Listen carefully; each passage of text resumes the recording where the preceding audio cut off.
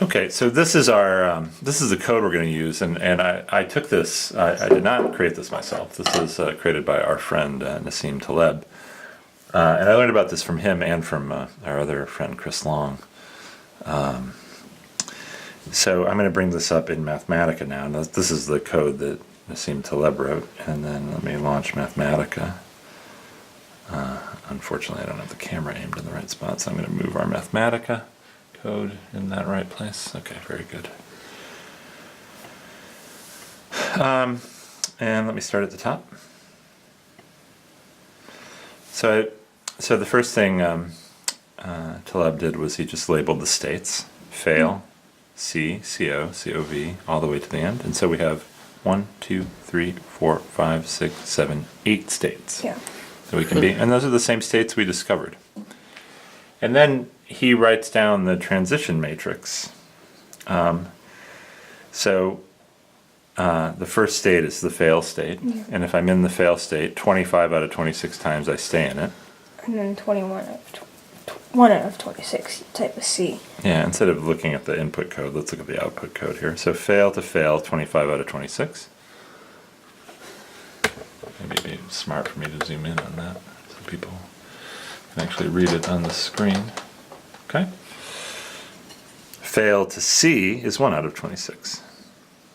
Make sense? Yeah. Mm-hmm. If I'm at COVF, can you read that? Can you read this line for me? If I'm at COVF, what are my probabilities?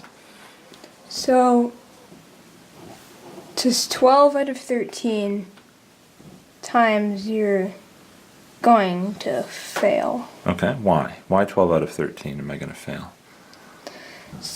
Well, you can only either type, from here you can only type an F,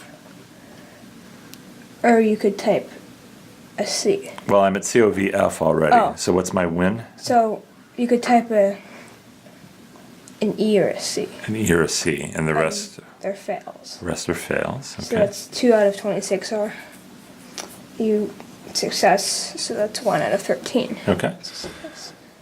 So, and then, so we're here, so 1 out of 26 you go to C. You can't get to C, can't get to CO, COV or COVF.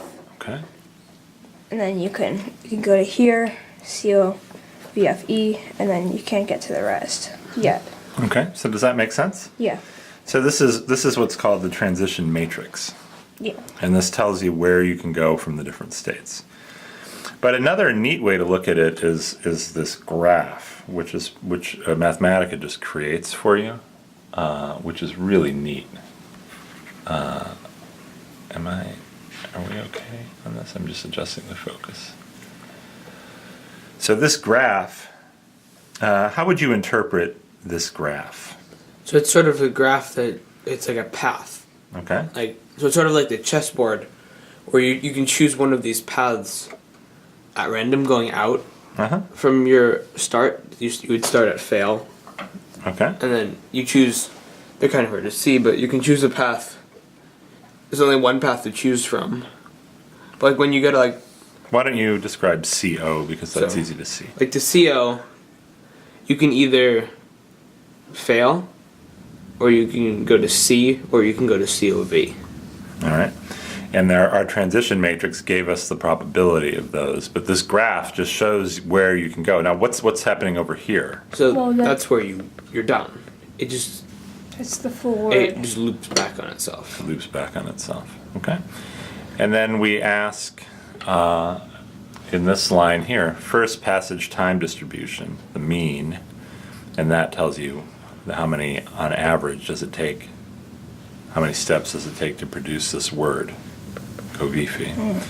And it turns out to be 8 billion. About. About 8 billion steps. You're typing for a while. Yeah. But I think that's a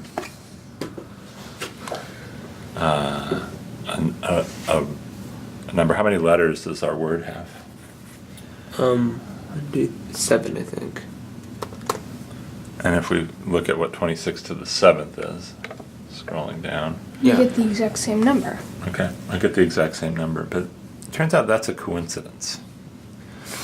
But you may have thought it might take 26 to the 7th. You could have thought that because each letter appears 1/26th of the time, the Yeah. right time, and you have 7 steps in a row you got to take. Yeah. But what got me interested in this problem is my friend Chris Long explained why that's a coincidence. And tomorrow we're going to look at a different word.